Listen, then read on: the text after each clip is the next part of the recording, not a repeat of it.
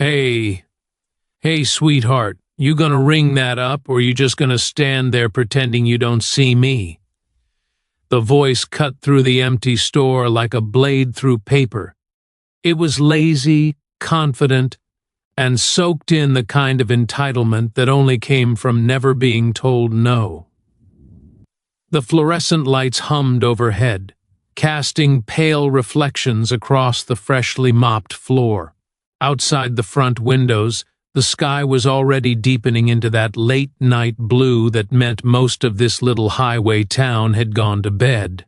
The young woman behind the counter tightened her grip on the barcode scanner. "We're closed," she said quietly. "I've already done the register. You'll have to come back tomorrow." The man leaned his elbows on the counter as if he owned it. "Expensive jacket. Watch that cost more than her car." A smirk that suggested he wasn't used to rules applying to him. Two other guys drifted in behind him, laughing under their breath. "Come on," he said. "Don't be like that. We just need a couple things. You're not going to make us walk back out there, are you?"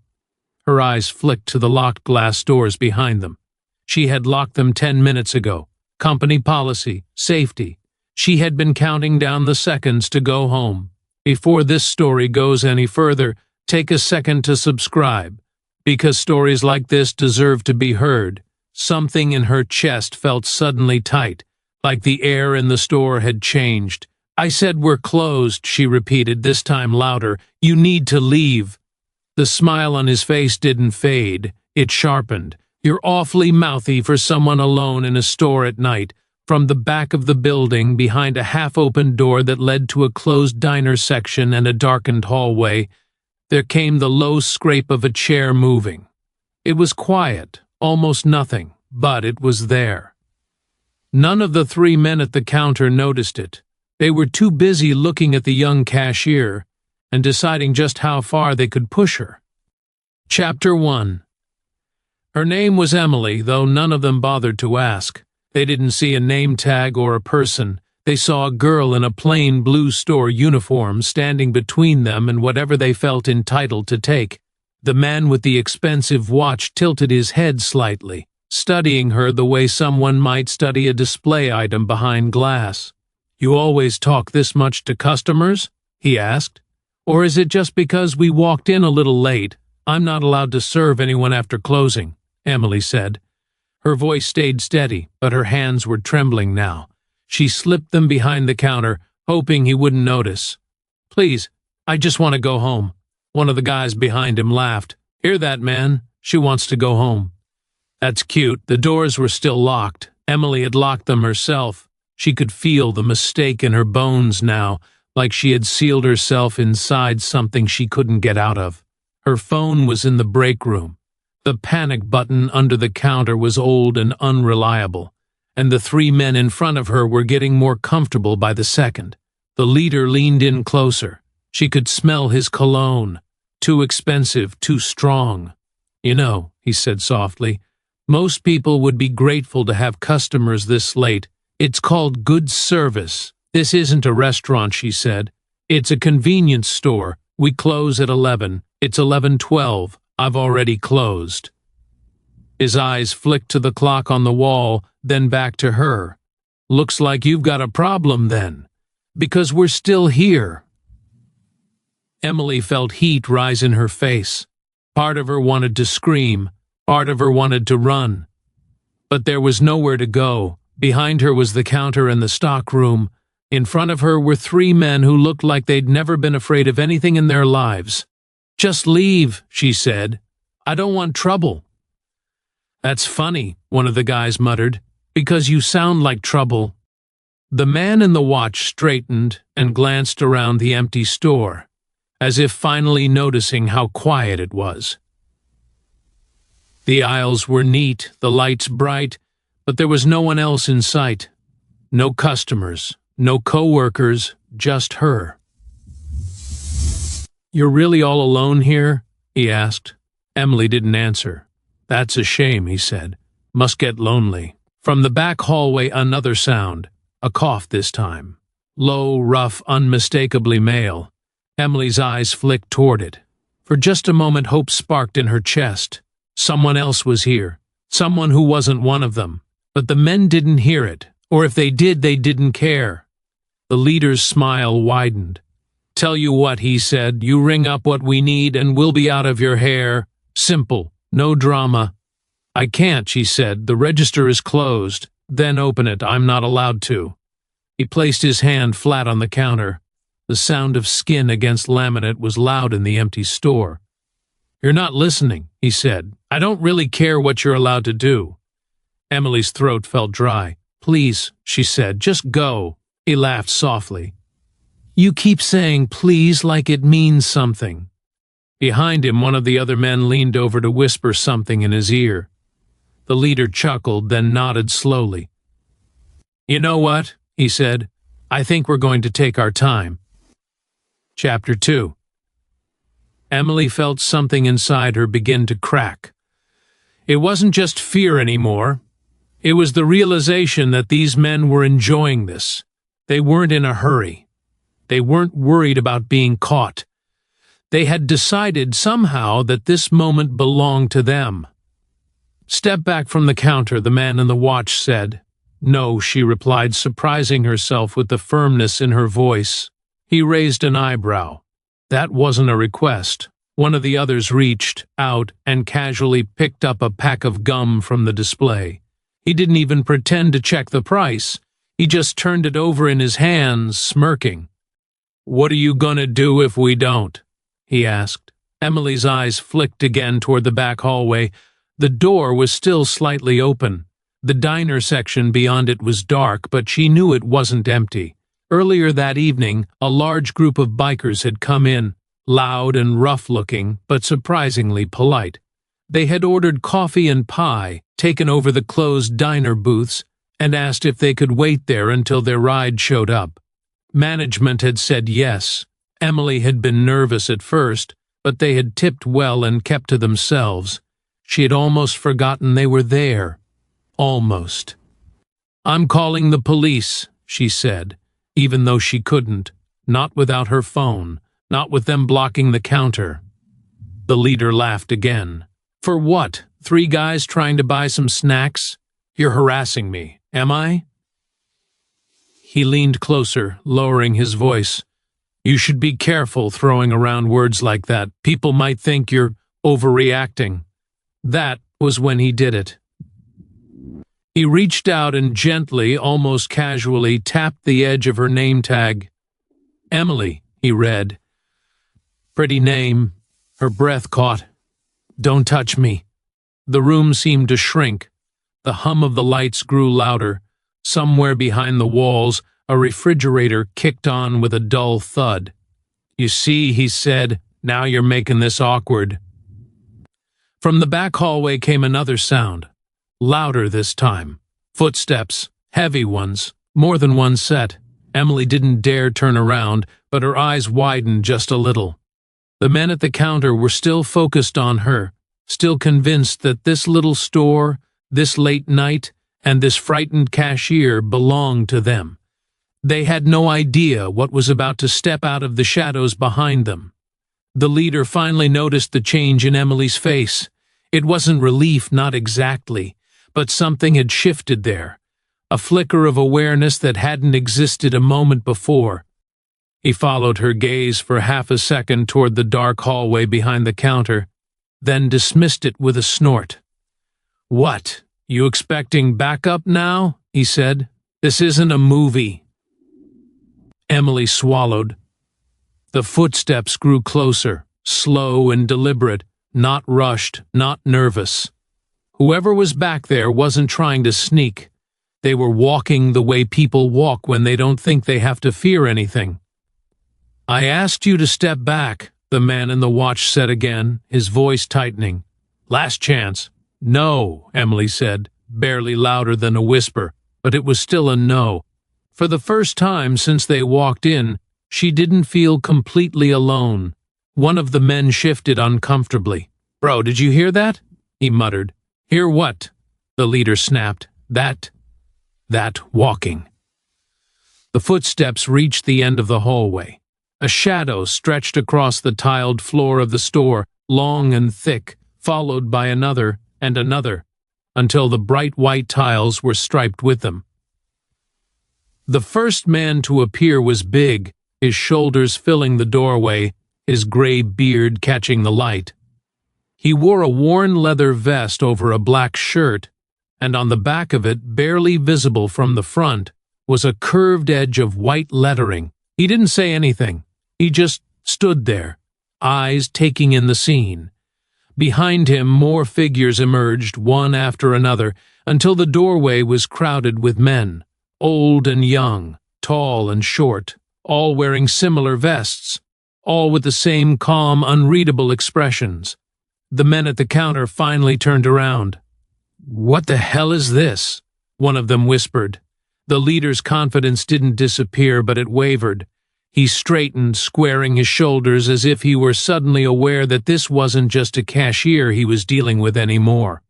"We're customers," he said loudly, as though volume might turn this back into something normal. "This girl is refusing to serve us." The bearded man took a step forward. His boots were heavy on the floor. "Store's closed," he said simply. "And who are you?" the leader shot back. "Doesn't matter," the man replied. His eyes never left Emily. "You okay, miss?" Emily nodded, though her throat felt too tight to speak. "That's good," he said. Then he looked at the three men again. "You heard her. Time to go." One of the guys laughed nervously. "You can't just kick us out." "We can," another biker said from behind, his voice low. "And we are." Air in the store felt different now, thicker. The three men glanced at each other, suddenly aware of the numbers stacked against them. Still, the leader tried to hold on to his swagger. "You think a bunch of leather vests scare me?" he said. "Do you know who my father is?" "Don't care," the bearded man replied. That was when Emily realized something important. These men weren't here to impress anyone. They weren't here to posture. They were here because they had seen something wrong, and that was enough. Chapter 4. The leader scoffed, but it sounded hollow now. "You guys think you're heroes?" he said. "This is a misunderstanding. She got nervous, that's all." Emily found her voice. "You wouldn't leave," she said. "You kept touching me. You kept making comments." Silence fell over the store, not the empty kind, but the kind that comes right before something changes. The bearded man nodded slowly. "That so?" The leader's jaw tightened. "She's exaggerating." One of the bikers, a tall man with long hair tied back, stepped forward. "Funny," he said, "because from where I'm standing, she looks like she's telling the truth." Another biker moved closer to the counter, positioning himself just enough to block the men's path toward Emily. He didn't raise his fists. He didn't have to. His presence was enough. "Look," one of the three muttered, backing up slightly. "We were just joking around." "Jokes stop when someone's scared," the bearded man replied. Emily's heart was still pounding, but she felt something else now, too. A strange, quiet sense of being seen, of being believed. The leader swallowed, then tried again, softer this time. "We'll go, okay? We'll go." "Good," the bearded man said. "Doors are right there." The three men turned toward the exit. One of them hesitated, glancing back at Emily, something ugly still in his eyes, but he thought better of, when he saw how many bikers were watching him. As they reached the locked glass doors, the leader paused. "You think this is over?" he said. "You don't know what you just did." The bearded man didn't move. "We know exactly what we did."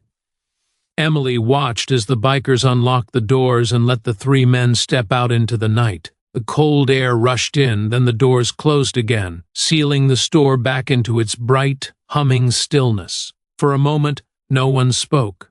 Then the bearded man turned to her. "You safe now," he said. Emily nodded, tears finally slipping down her cheeks. She hadn't realized how close she had come to breaking until she felt the weight of it lift.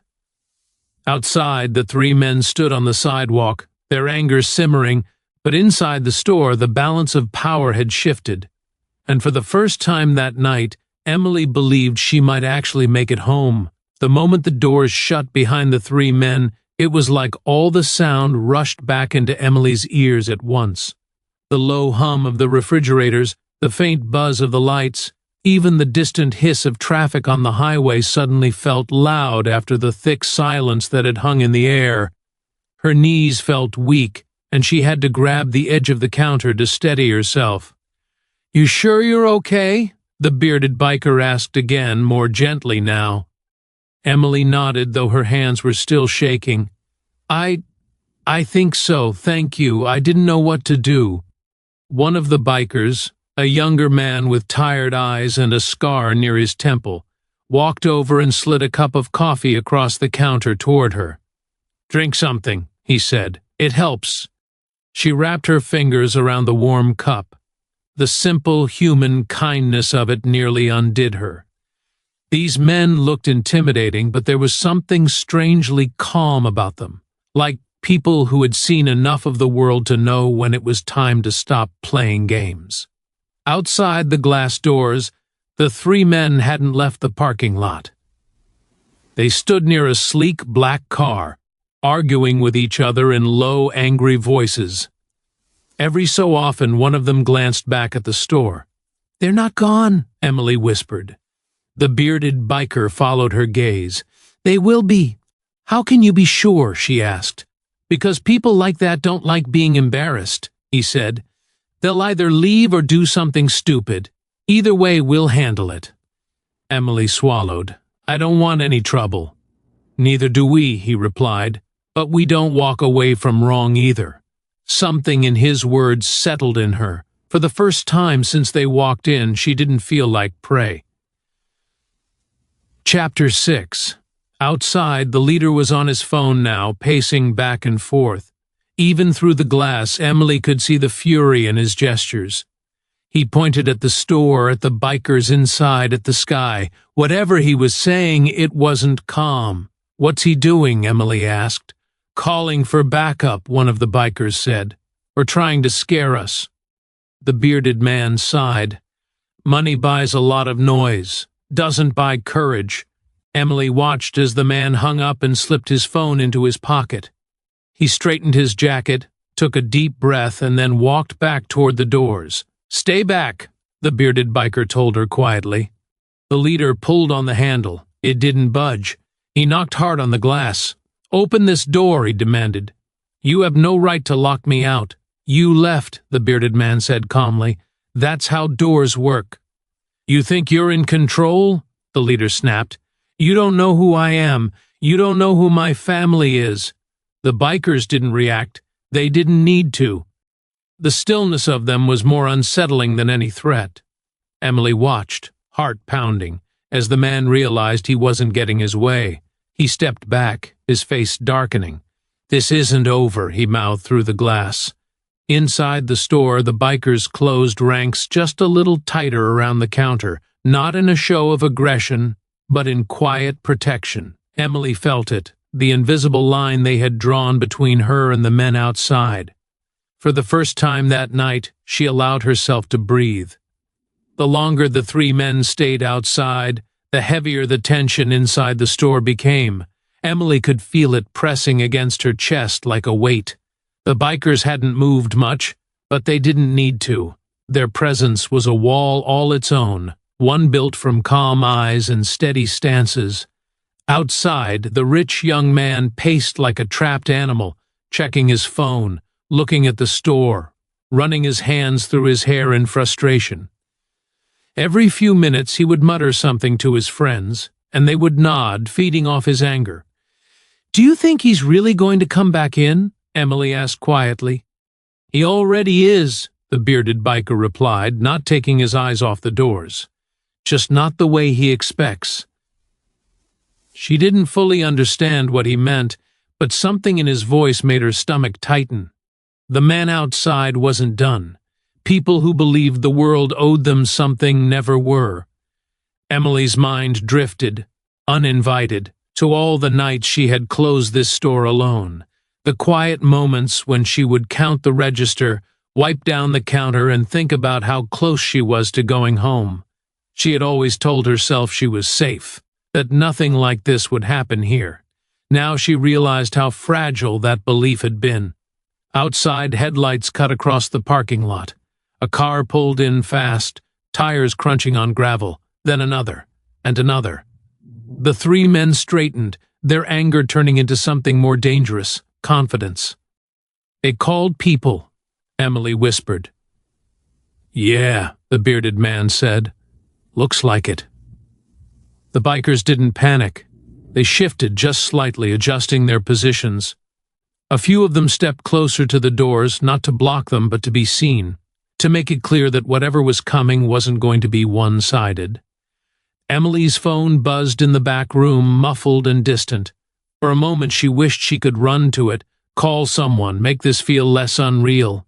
But she stayed where she was, because she knew these men were the only thing standing between her and whatever waited outside.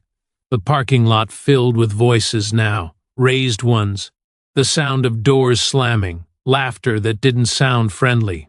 The leader turned and pointed at the store again, speaking loudly, performing for his audience. He wanted them to see him as the victim. He wanted to turn this into something else. Inside, the bikers watched in silence. Chapter 8. This was the moment everything changed, though Emily didn't realize it yet.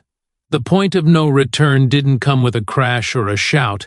It came quietly, with the simple click of a door unlocking. One of the bikers had moved to the front and unlocked the entrance just enough to step outside.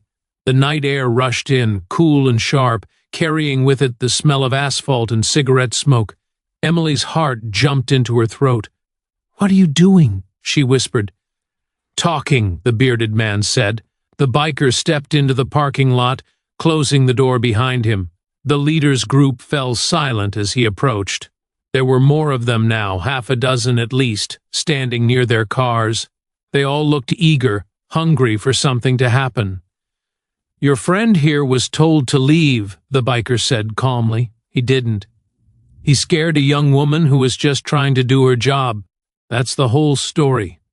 The leader scoffed. "That's not what happened." "Doesn't matter," the biker replied. "What matters is you walk away now." "And if we don't?" one of the men behind him asked. The biker met his gaze. "Then you'll have to live with what comes next." It wasn't a threat. It was a statement of fact. Inside the store, Emily felt something shift, like the ground beneath her feet had tilted. Whatever happened next was going to define this night. There was no going back to the way things were before the three men walked in. She watched through the glass as the leader hesitated, torn between his pride and his fear. The world he was used to was pressing up against a reality he didn't control, and for the first time he wasn't sure he was winning. The parking lot had turned into a strange, uneasy stage. Headlights from half a dozen cars washed the storefront in pale beams, casting long, shifting shadows across the glass. Emily stood just behind the counter, her fingers curled tight around the edge, watching it all unfold through the windows like a nightmare she couldn't wake up from. She had worked here for almost 2 years, seen drunks, angry customers, even a couple of petty thieves, but nothing had ever felt like this. This was different. This felt personal. Outside, the biker who had stepped out stood alone in front of the group of young men. He didn't puff out his chest. He didn't raise his voice. He simply stood there, hands relaxed at his sides, his posture loose but unyielding. The leader, with his expensive jacket and carefully styled hair, looked small by comparison, even though he had brought more people with him. Power, Emily was realizing, didn't always come from numbers or money. Sometimes it came from not needing either. "You think you can just tell us what to do?" the leader snapped, trying to sound confident, though his voice wavered just a little. "This is a public place." "It was," the biker replied, "until you were told to leave. You don't own it." "No," he said calmly, "but we're not the ones causing trouble." Behind the biker, through the glass, Emily could see the rest of the men inside the store. They stood spread out, visible and solid, a quiet reminder that he wasn't really alone out there. Their eyes never left the group in the parking lot. The leader took a step forward, then stopped. He looked back at his friends, searching their faces for support, for that shared bravado that had felt so easy inside the store when it was just them and a lone cashier. But out here, under the bright lights and open sky, things felt different, less controlled, less safe. "She was rude," one of the men said weakly. "We were just trying to buy stuff." The biker nodded slowly. "And she told you the store was closed. That should have been the end of it. That's not how the world works," the leader shot back. "People with money don't get told no." The biker's expression didn't change. "That's where you're wrong." Emily felt a strange mix of fear and something almost like pride as she listened. No one had ever said something like that for her before.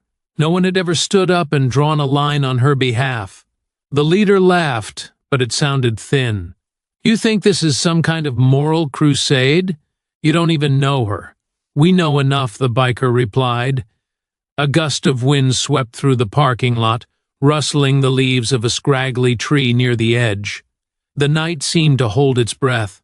For a moment, Emily wondered if this was going to explode into chaos. She imagined shouting, sirens, everything spiraling out of control.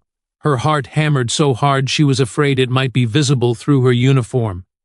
Then something unexpected happened. One of the men who had come with the leader shifted uncomfortably. "Maybe we should just go," he muttered. "This is getting stupid." The leader shot him a look. "Are you serious?"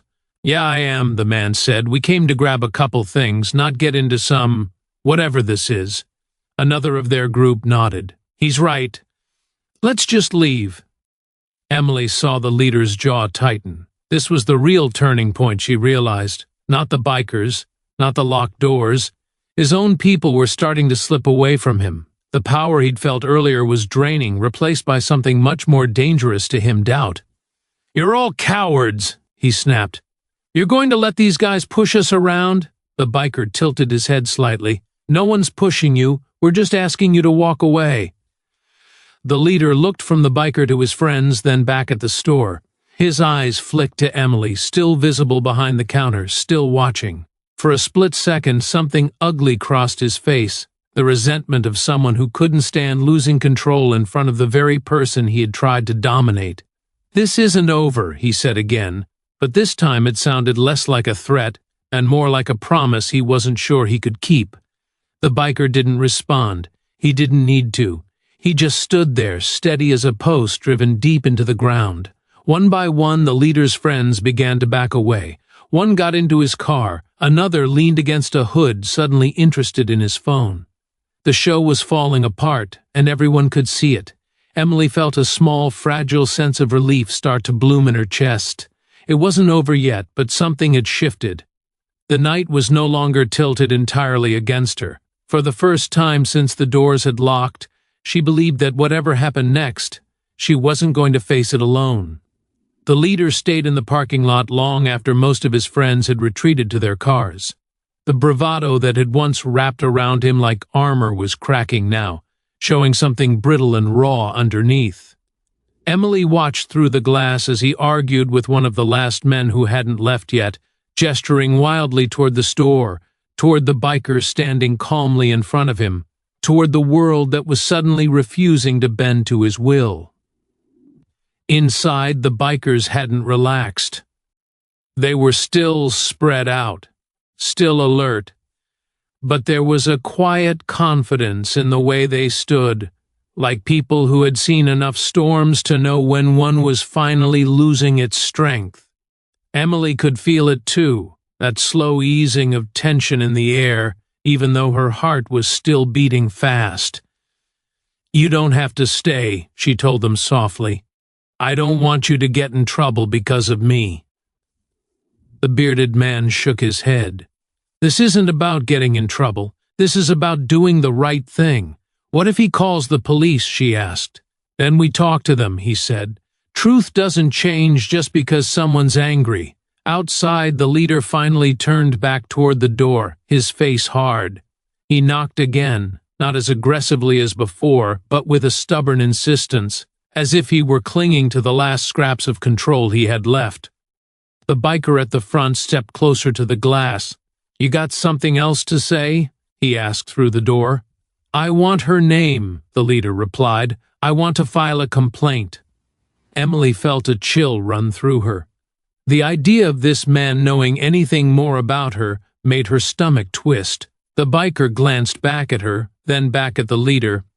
"No, that's not your call. It is tonight." The leader stared at him, then laughed bitterly. "You think you're protecting her? You're not. People like me always find a way." The biker didn't flinch. "Maybe, but not here. Not now." The leader's eyes flicked to the bikers inside, to Emily, to the locked doors. For the first time he looked tired. Not physically, but emotionally, like someone who had run head first into a wall he didn't see coming. He took a step back, then another. "Let's go," he muttered to the last of his friends. Chapter 11. The cars in the parking lot began to pull away one by one, headlights sweeping across the storefront before disappearing down the dark road. Emily watched until the last set of taillights vanished, until the night outside looked empty again, the way it had before all of this began. Only then did she realize how exhausted she was. Her legs felt weak, and she sank down onto the small stool behind the counter. The bikers slowly relaxed their stances, some of them exhaling long, deep breaths they'd been holding without even realizing it. "You handled yourself well," the bearded man said to her. "I didn't feel like I did," Emily replied. "I was terrified." "That's not the same thing as being weak," he said. She nodded, wiping at her eyes. "I just kept thinking, what if no one came out of that hallway? What if I really was alone?" "You weren't," he said quietly. "Even before we stepped in." She looked up at him, confused. "You spoke up," he continued. "You said no. That takes more strength than people think." The weight of the night began to settle in her chest, not as fear anymore, but as something heavier and more complicated. Relief, gratitude, a strange, fragile sense of being seen. Outside, the parking lot was quiet again, but inside the store something had changed, and Emily knew she would never quite see this place, or herself, the same way again. Emily didn't close the store right away after the bikers left. She stood there for a long moment, listening to the distant rumble of their motorcycles fading into the night, until the sound was swallowed by the open road. The quiet that followed was almost startling. The store, with its bright lights and neatly lined shelves, looked exactly the same as it had earlier that evening, but she knew it wasn't. Something fundamental had shifted inside her, something that couldn't be put back the way it was before. She walked slowly around the counter, picking up a pack of gum that had been left behind, straightening a display that hadn't really been disturbed. It was a way to ground herself, to remind her body that she was here, that she was safe. Every small movement felt deliberate now, like she was reclaiming the space piece by piece. Her phone buzzed again. A message from her roommate. "Are you okay? I heard something weird on the scanner app." Emily typed back with shaking fingers. "I'm okay. I'll tell you when I get home." She didn't want to explain it all through a screen. This was the kind of story that needed air, that needed to be told out loud to someone who could see her face and hear the parts of her voice that still trembled. As she finished up the closing checklist, her mind kept drifting back to the moment when the men had first walked in. How small and cornered she had felt. How easily things could have gone a different way. It was a sobering realization, one that made her think about all the times she had brushed off her own discomfort just to avoid conflict. Tonight had forced her to draw a line, even when her voice shook, and that line, fragile as it had felt, had been enough to change everything. When she finally stepped outside and locked the doors for good, the night air felt cooler, cleaner. The parking lot was empty now, just a few leaves skittering across the pavement in the breeze. She took a deep breath, letting it fill her lungs, letting it remind her that the world was still wide and open, not just a narrow aisle between shelves and a counter. On the drive home, she replayed the night in her head. The smugness on the leader's face, the way it had faded, the steady calm of the bikers as they stepped in. She didn't know much about their lives, about where they came from or where they were going, but she knew what they had done. They had chosen to care. They had chosen to act. And in a world that often felt indifferent, that choice had meant everything. By the time she pulled into her apartment complex, the tension in her shoulders had finally begun to ease. Her roommate was waiting on the steps, phone in hand, worry etched across her face. When she saw Emily's car, she rushed forward. "Are you okay?" she asked, wrapping her in a hug. Emily nodded, holding on a little tighter than usual. "I am. It was just a lot." Inside, as they sat on the couch with mugs of tea, Emily told her what had happened. Not every detail, but enough. The fear, the men, the bikers, the way it had all turned. Her roommate listened without interrupting, her eyes wide. "That's terrifying," she said when Emily finished. "I'm so glad someone was there." "So am I," Emily replied. "I keep thinking about what would have happened if they hadn't been." It wasn't a question she could answer, and she didn't want to try. Some possibilities were better left unimagined. That night, as she lay in bed, sleep came slowly. But when it did, it was deep and heavy, filled with dreams that weren't about fear, but about standing her ground, about being supported, about finding strength in unexpected places. Chapter 15. In the days that followed, life slowly returned to its familiar rhythms. Emily went back to work, rang up customers, stocked shelves, and smiled at regulars who had no idea how close she had come to something terrible just a few nights before. But she carried the memory of it with her, not as a weight, but as a quiet reminder of what mattered. She noticed things she hadn't before, the way some people spoke to her as if she were invisible, the way others looked her in the eye and said thank you like it actually meant something. She found herself a little braver, a little more willing to speak up when something didn't feel right, not because she thought she was suddenly fearless, but because she knew now that fear didn't have to be the end of the story. One afternoon, a woman came into the store and complained loudly about a small mistake on her receipt. Emily apologized and fixed it, but she didn't shrink under the woman's frustration the way she once might have. She stood her ground, calm and respectful, and the situation resolved itself. It was a small thing, but to Emily it felt like proof that she was changing in ways she couldn't quite put into words. Sometimes when the store was quiet, she would think about the bikers, about how they had looked when they stepped out of that dark hallway, not as heroes from a movie, but as real people who had decided that someone else's fear mattered. She wondered where they were now, what roads they were riding, what other small acts of decency they might be performing without anyone ever knowing. She didn't romanticize what had happened. She knew it could have gone wrong in 100 different ways. But she also knew that what had made the difference wasn't strength or intimidation. It was solidarity. It was a group of people refusing to let someone be mistreated just because it was easier to look away. One evening, as she closed up the store again, she felt a familiar flicker of nerves, but it didn't grow into panic. She locked the doors, did her count, and walked out into the night with her head held a little higher. The world was still unpredictable. There were still people who would try to take more than they were given. But there were also people who would step in and say, enough.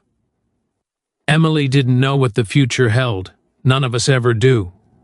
But she knew this. She was not as alone as she once thought, and neither was anyone else, as long as someone somewhere was willing to stand up when it mattered. Stories like this aren't really about villains or heroes.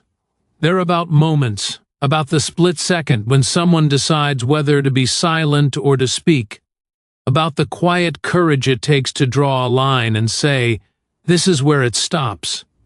If this story meant something to you, if it made you think about the times you've seen someone treated unfairly or the times you've wished someone would step in, I'd love to hear from you. From which part of the country are you watching this story?